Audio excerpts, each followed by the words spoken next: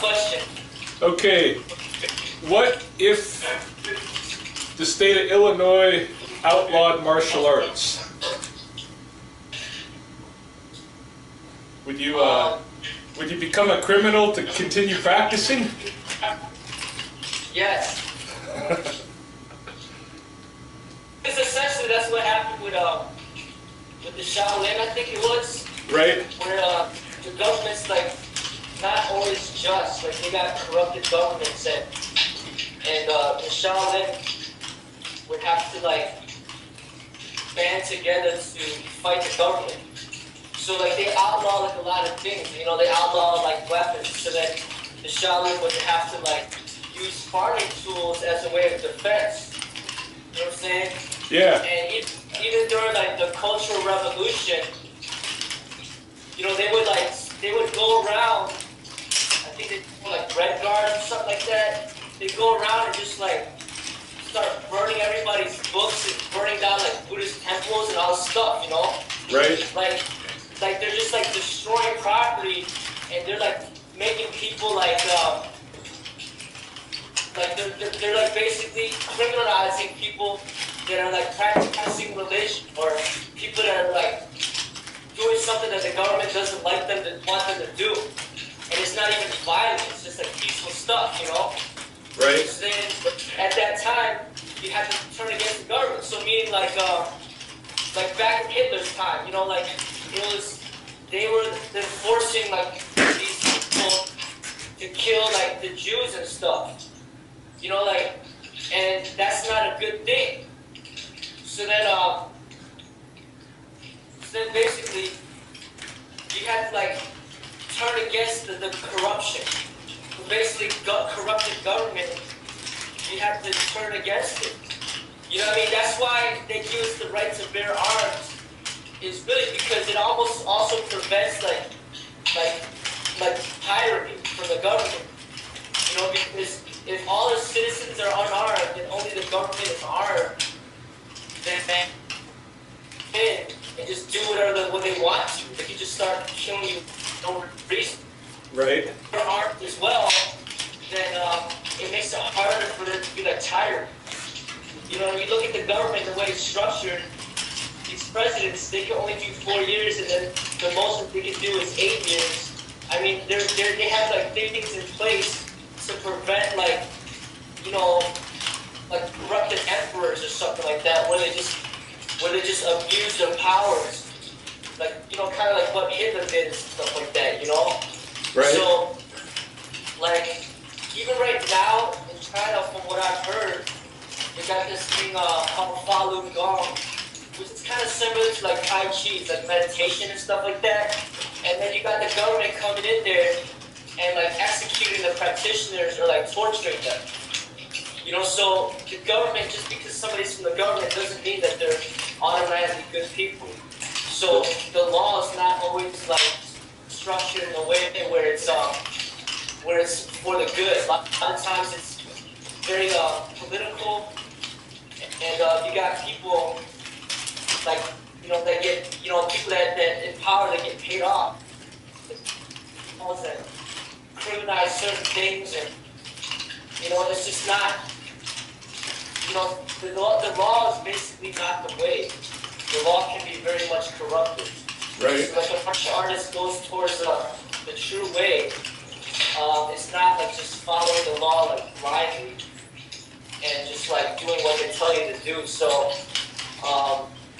there's certain times where you're gonna have to pretty much break the law in order to go towards the way. I mean, just think about it like this. You know, remember like those school shootings, like the Virginia Tech, you know? Yeah. Imagine if there was somebody in there, like say a teacher had a gun, but he wasn't supposed to, but he had one. Right. And then the guy goes up in there, and then he kills 10 people, and then that teacher comes out, and he shoots and kills the offender. Now, that teacher, it was against the law for him to have that gun. But in that instance, it was for the greater good, you understand? Yeah. Like he was not a bad person, it's just that he felt the need to protect himself and to protect innocent people, and something drastic happened, and he utilized that gun to basically save lives. So instead of like 32 people died, 33, 10 people died. Right. You know what I'm saying?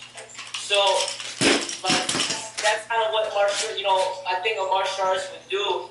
It's kind of like also like, I mean, I don't really watch it, but like that, like that whole thing with the Robin Hood or whatever, Right.